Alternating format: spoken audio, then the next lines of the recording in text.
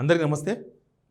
BRS silver jubilee meeting Elkathurthi all sets. ఎందుకంటే ఒక hype create అయింది మీటింగ్ పైన. ప్రతిపక్షం పెట్టే మీటింగ్ కాబట్టి హైప్ క్రియేట్ అయ్యి ఉండొచ్చు. అది కాక దీనిలో centre of attraction KCR, no doubt. ఎందుకంటే ఆయన సీఎంగా ఉన్నప్పుడు చాలాసార్లు ఆయన గొంతు వినేవాళ్ళు, ఆయన మాట్లాడి వినేవాళ్ళు, అన్నీ వినేవాళ్ళు. ఆయన ప్రెస్ మీట్లు పెట్టేవాడు, లేకపోతే ఎక్కడన్నా సభల్లో పోయి మాట్లాడేవాడు. కానీ ప్రతిపక్షం పోయిన తర్వాత కేసీఆర్ మాటలు కరువైపోయినాయి. కేసీఆర్ మాటలు వింటలేరు జనం. ఇంకొకటి ఏంటంటే గవర్నమెంట్ ఫెయిల్యూర్. గవర్నమెంట్ కనుక వాళ్ళు ఇచ్చిన హామీలు నిలబెట్టుకుంటే, లేకపోతే గవర్నమెంట్ కనుక సక్సెస్ ఉంటే కేసీఆర్ని ఎవరు పట్టించుకునే వాళ్ళు కాదు. కేసీఆర్ ఏడ ఉన్న పట్టించుకునే వాళ్ళు కాదు. ఆయన ఫామ్ హౌస్లో ఉన్న పట్టించుకునే వాళ్ళు కాదు. నందినగర్ ఇంట్లో ఉన్న పట్టించుకునే వాళ్ళు కాదు. ఆయన వేరే స్టేట్లో ఉన్న పట్టించుకునే వాళ్ళు కాదు. వేరే కంట్రీలో ఉన్నా కూడా నన్ ఆఫ్ బిజినెస్. అది ఎవరు పట్టించుకునే వాళ్ళే కాదు అసలు. పొలిటీషియన్ ఎన్నుతానే ఉంటాడు, కేసీఆర్ ఎన్నుతానే ఉంటాడు, అంతవరకే ఉండేది. కానీ గవర్నమెంట్ ఫెయిల్ కావడం, తర్వాత జనమంతా కూడా రేవంత్ రెడ్డి పాలనను కేసీఆర్ పాలనతో పోల్చుకోవడం, మెయిన్గా పోల్చుకోవడం.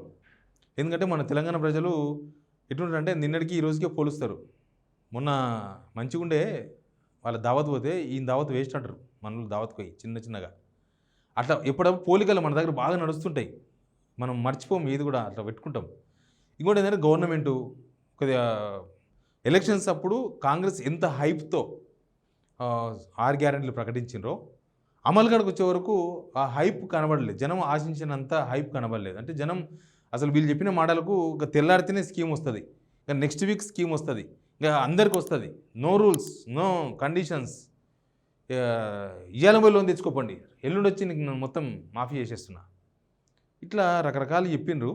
సరే, అన్ని సబ్జెక్టులు మీద మాట్లాడదాం. ఎందుకు ఇంత హైప్ వచ్చింది, అసలు కేసీఆర్ స్పీచ్ ఏంది, జనం ఎందుకు ఇంత ఆసక్తిగా ఎదురు చూస్తున్నారు, 100% ఆసక్తిగా ఎదురు చూస్తున్నారు ఎందుకు అని దానిపైన మాట్లాడదాం. మాట్లాడకన్నా ముందు సిగ్నల్ టీవీ సబ్స్క్రైబర్స్ అందరికీ థ్యాంక్స్.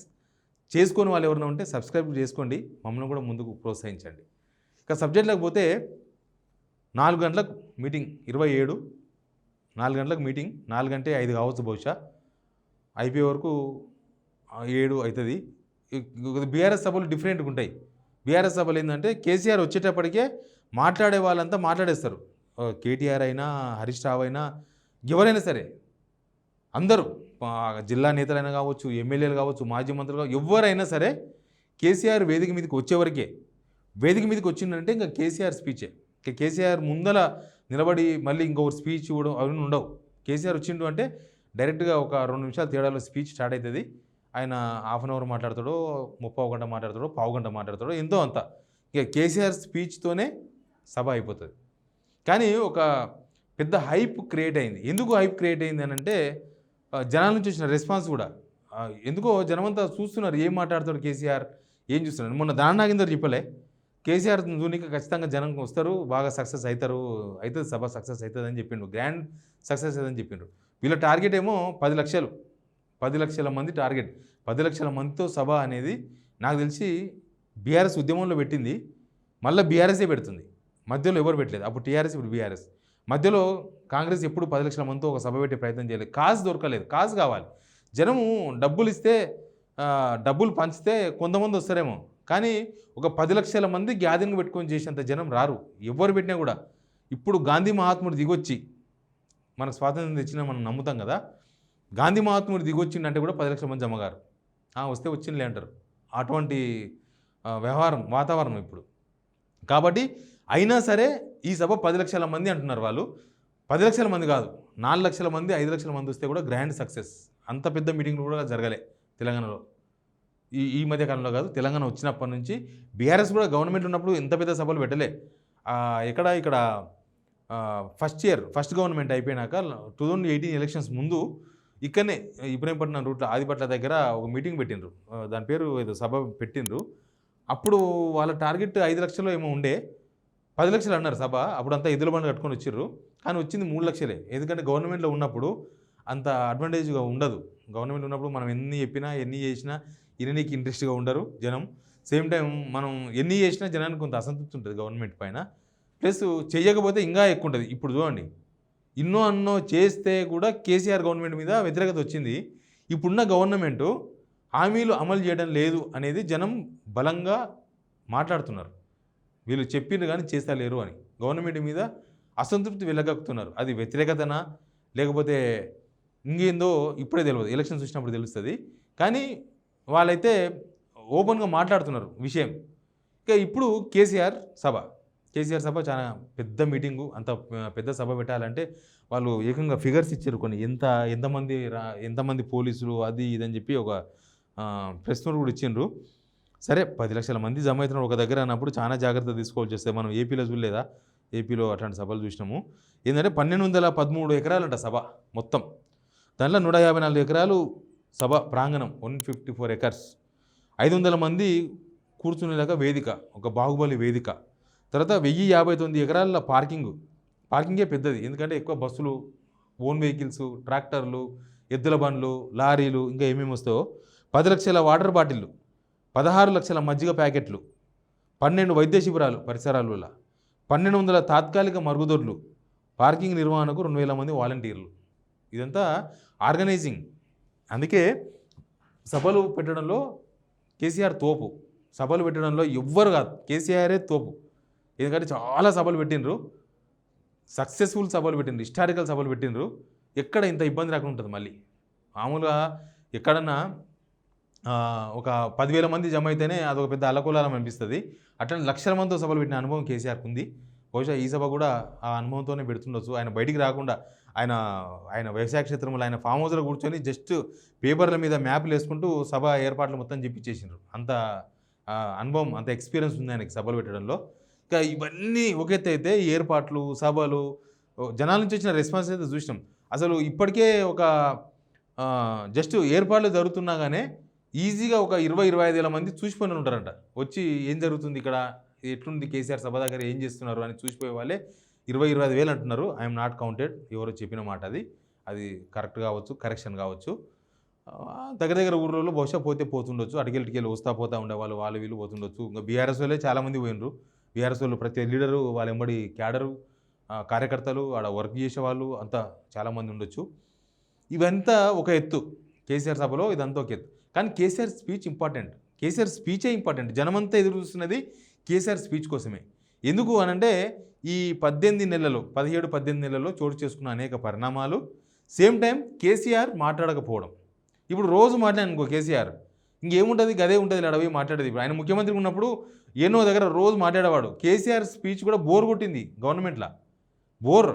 కేసీఆర్ ఒకప్పుడు మనకు తెలంగాణ ఉద్యమం టైంలో, లేకపోతే తెలంగాణ వచ్చిన తర్వాత కేసీఆర్ మాట్లాడుతున్నాడంటే మొత్తం చెవులు రికరించుకుని వినేవాళ్ళం. కరోనా టైంలో ఒక్కొక్క టీవీ లక్షల మంది చూసినారు ఆయన ప్రెస్ మీట్ పెడితే. నేనున్న V6లో 2 లక్షల మంది లైవ్ చూస్తారు అప్పుడు కరోనా టైంలో కేసీఆర్ ప్రెస్ మీట్ పెడితే. కానీ ఆ తర్వాత కేసీఆర్ ప్రెస్ మీట్ పెడితే చూసేవాళ్ళు లేరు. గవర్నమెంట్ మీద అంత నెగిటివ్ వస్తుంది. అంటే ఊకే మాట్లాడితే ఇంట్రెస్ట్ ఉండదు. ఇప్పుడు రేవంత్ రెడ్డి రోజు మాట్లాడుతూ ఉంటాడు, రోజు ఏదో ఒక సభలో మాట్లాడుతూ ఉంటాడు. రేవంత్ రెడ్డి ప్రతిపక్షంలో ఉన్నప్పుడు మాట్లాడినంత ఇంట్రెస్ట్గా ఇప్పుడు అనిపిస్తలేదు. ఇప్పుడే అది కొద్దిగా లాంగ్ రన్లో రావాలి. కాకపోతే రేవంత్ రెడ్డి గారికి చాలా తొందరగా వచ్చింది. జస్ట్ 16-15 నెలలకే ఆయన స్పీచ్ బోర్ కొట్టేసింది జనాలకి. ఎందుకనంటే ఆయన రోజు అవే మాట్లాడడం, మాటలకు చేతలకు పొందన లేకపోవడం. కేసీఆర్కు అట్లా ఈ పొజిషన్ రానికి కేసీఆర్కి ఆల్మోస్ట్ 7 ఇయర్స్ పట్టింది. 7 ఇయర్స్ 8 ఇయర్స్ కేసీఆర్ ఏం చెప్తే అదే, కేసీఆర్ ఏం చెప్తే అది మంత్రంలాగా వినిపించేది. తర్వాత కేసీఆర్ స్పీచ్ వినేవాళ్ళు లేడు ఒక 7 ఇయర్స్ తర్వాత. మళ్ళీ ఇప్పుడు కేసీఆర్ స్పీచ్ బంగారం అయిపోయింది. ఎందుకు బంగారం అయిపోయిందంటే కేసీఆర్ ఇప్పటిదాకా ప్రతిపక్షానికి పోయిన తర్వాత ఆయన జనాలకు రాలేదు. ఒక్కసారి కృష్ణా నీళ్ళ కోసం ఒక సభ పెట్టిండ్రు నల్గొండలో. తర్వాత పార్లమెంట్ ఎలక్షన్స్ ప్రచారంలో పార్టిసిపేట్ చేసినారు. అది కూడా డైరెక్ట్గా సభలో జస్ట్ రోడ్ షోస్ అన్నీ కూడా బహిరంగ సభలేం కాదు, రోడ్ షోస్, బస్సులో ఉండి బస్సు మీదకి ఎక్కి మాట్లాడిన సందర్భమే తప్ప ఆయన ఒక బహిరంగ సభ పెట్టి ఒక స్పెసిఫిక్ మీటింగ్స్ ఏం పెట్టలేదు. ప్లస్ కేసీఆర్ ఎక్కడ మాట్లాడలేదు. ఒకసారి మాట్లాడిండు బడ్జెట్ సమావేశాలప్పుడు, లాస్ట్ బడ్జెట్, మొన్న బడ్జెట్ కాదు, 2024 బడ్జెట్ సమావేశాలప్పుడు బడ్జెట్ ప్రవేశపెట్టిన రోజే వచ్చి జస్ట్ 2 మినిట్స్ మాట్లాడిపోయిండు అసెంబ్లీలో. ప్రెస్ మీట్ అక్కడ ఒక మీడియా పాయింట్ దగ్గర మాట్లాడిండు. ఏం లేదు దీనిలో, అసలు పాత సీసాలు కొత్త సారా ఇదే ఉంటారు కదా, అట్లాంటిది ఏదో మాట్లాడేసి వెళ్ళిపోయినారు అక్కడ నుంచి. ఇంకంతే. ఇంకా మధ్యలో ఫామ్ హౌస్లో ఎప్పుడైనా మీటింగ్లు పెట్టినప్పుడు అడపా 2 సార్లు 3 సార్లు స్పీచ్లు బయటకు వచ్చినాయి. అది కూడా కట్ ఒక స్పష్టమైన స్పీచ్ కాదు. సేమ్ టైం ఆయన గవర్నమెంట్ మీద మాట్లాడిన తక్కువ, వాళ్ళ పార్టీ గురించి లేకపోతే కార్యకర్తల గురించి అట్లాంటి విషయాలు చాలాసార్లు మాట్లాడారు. కానీ ఈ 16 monthsలో ఎన్ని ఫెయిల్యూర్స్ గవర్నమెంట్. కేసీఆర్కి అంత హైప్ క్రియేట్ చేసింది రేవంత్ రెడ్డి, నో డౌట్. ఎందుకంటే ఆయన ఫామ్ హౌస్లో అనుకున్నా సరే కానీ రేవంత్ రెడ్డి రోజు ఎవ్రీడే లేస్తే కేసీఆర్ కేసీఆర్ కేసీఆర్ కేసీఆర్ అని చెప్పి జనాలకు కేసీఆర్ మర్చిపోనియాలి రేవంత్ రెడ్డి. ఇంకా హైడ్రా కూలగొడితే అన్నా కేసీఆర్ అన్నా ఎక్కడున్నామని జనం పిలిచిరి. హైడ్రా బాధితులంతా కేసీఆర్ని తలుచుకున్నారు.